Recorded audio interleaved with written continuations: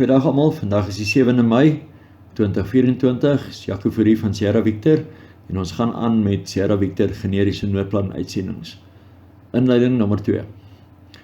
Weens die feit dat die oorgrootste meerderheid van ons mense self in beboude gebiede soos dorpe en stede bevind, het ons dit nodig geag om 'n generiese noodplan saam te stel.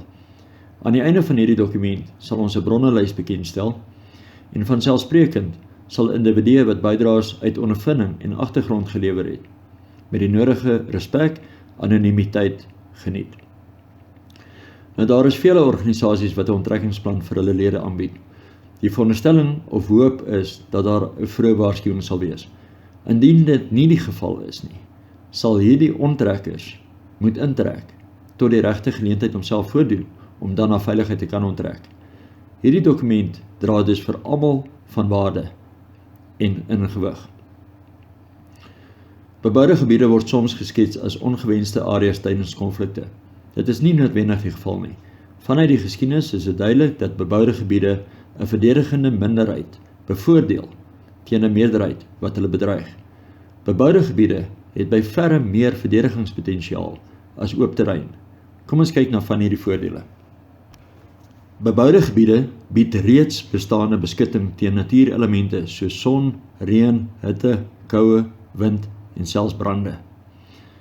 Beboude gebiede besit reeds alle logistieke behoeftes in supermarkte, hardewarewinkels, voertuigonderdelehandelaars, apteke, hospitale, vulstasies ensovoorts. Die beboude gebied waar u tans woon en werk is reeds bekend aan u. U vriendekring of bure in die beboude gebied is reeds bekend aan u.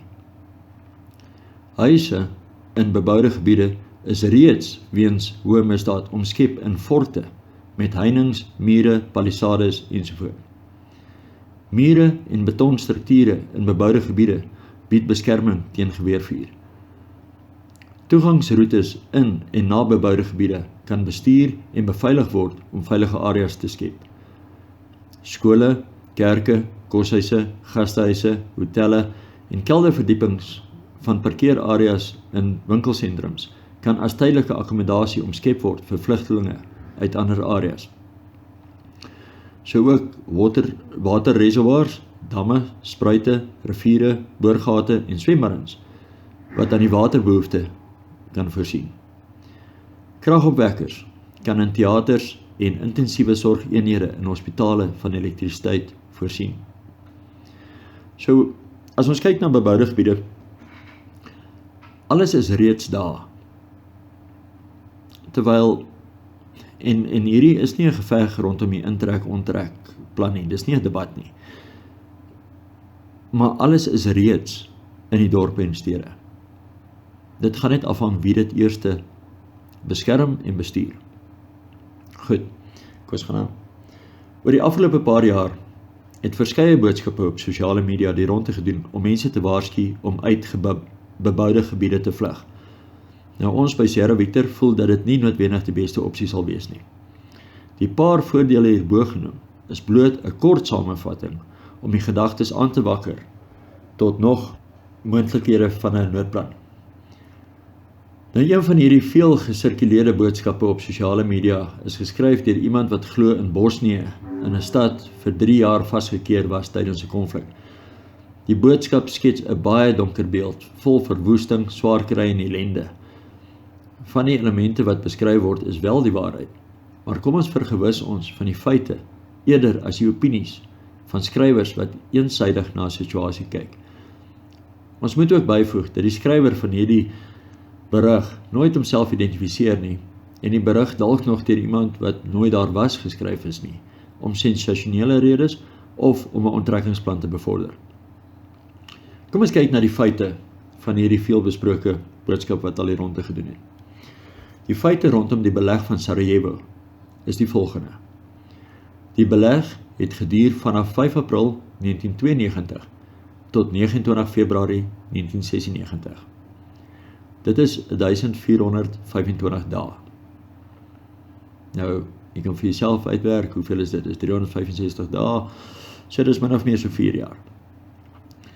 Die sensusopname in Sarajevo in 1991 dui daarop dat die stadse bevolking 525.980, ja, 525.980 mense gehad het. So kom ons sê rolweg 500.000. Daar word geskat dat die bevolking 435.000 was, net voor die slag begin het. Nou in hierdie 1425 dae, is daar 13.812 mense dood. Van die 435.000.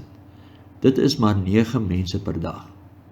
3% van die bevolking van daai stad. Nou, die scenario wat die ou oorskryf in die beriggie wat nou so vertel hoe verskriklik was dit en die moordbendes en hy skets 'n ongelooflike slegte scenario. En weer eens, ons sê van dit is waar, maar wiskunde lieg nie, statistieke lieg nie. So as daar in 1425 dae net 13.812 mense dood is. En onthou, dit is beleg, dit is oorlog. 9 mense per dag, net 3% van die stadse bevolking. Hou in gedagte dat daar 83.000 soldate, opgeleide soldate, met moderne wapentuig deelgeneem het aan hierdie konflik, of hierdie beleg. Daar gaan meer mense per dag in ons stede dood aan misdaad, as wat in Sarajevo doodgegaan het in hierdie oorlogtoestande.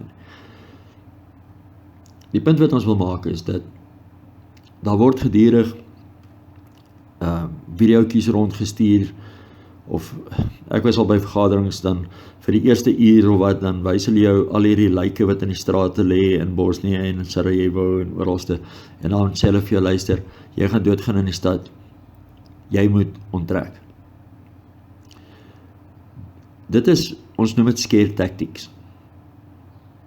Dit is psyops. So, om 'n doelwit te bereik, maak hulle mense bang. Ons gee vir julle die feite, en hierdie wat ek nou net gesê het, kom uit Wikipedia uit. So julle kan dit self gaan Google. Kyk na wiskunde, kyk na statistieke. Dit is onemosioneel, en dit is analyties. So, as daar in 1400 dae, wat amper, soos ek sê, dit is amper, wat is dit, 4 jaar, meer as 4 jaar, as daar in 4 jaar se tyd, in 'n stadsoorlog, waaraan 83.000 soldate deelgeneem het, dis meer as in die Suid-Afrikaanse weermag.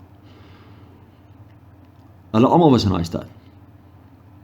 As daar in 4 jaar net 3% van die bevolking dood is, dan gaan daar nie 'n massaslagting wees nie, in ons stede nie. Dis nonsens. Dit is scare tactics. Goed. Kom ons gaan aan. Die moontlikheid dat Suid-Afrika 'n konvensionele konflik op so 'n skaal in 'n beboude gebied sal beleef, is nie onmoontlik nie, maar tog onwaarskynlik. Politieke onstabiliteit, soos nou jou gewone toi-toi, plunder en optogte, is meer 'n wesenlike bedreiging vir die gewone wetsgehoorsame Suid-Afrikaanse burger.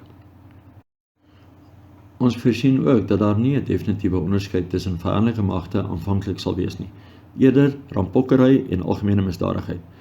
In hierdie krisis oomblik sal eie magte groepe spontaan begin vorm om hulself, hul eiendom en hul veiligheid te beskerm, en te probeer verseker dat plunderaars en wetteloses nie hulle gebiede binnendring nie. Ons het dit duidelik gesien in 2021 in KwaZulu-Natal, waar gewone landsburgers wapens opgeneem het om hulle regte en hulle eiendom en hulle lewens te beskerm. En dit het spontaan gebeur. Nou, die Suid-Afrikaanse Polisiediens en die Suid-Afrikaanse Nasionale Weermag sal moontlik poog om stabiliteit te hervestig, maar weens lae begrotings en tekorte aan mannekrag en toerusting sal dit heel waarskynlik val. Gewone behoudende landsburgers, soos uself, sal die moue moet oprol om hulp aan hulle te verleen en te ondersteun in hierdie poging. Goed, ons gaan 'n scenario skets derentyd handhaaf met hierdie uitsending. Nou, die scenario skets is vir die doel van hierdie program word 'n scenario geskets waar 'n buitelandse vyhandige mag deur agente en provokateurs Suid-Afrika destabiliseer vanuit die laer inkomste groepe. En die huidige demokrasie bedreig met onluste, sabotasie, openbare geweld en openlike insurgente operasionele metodiek.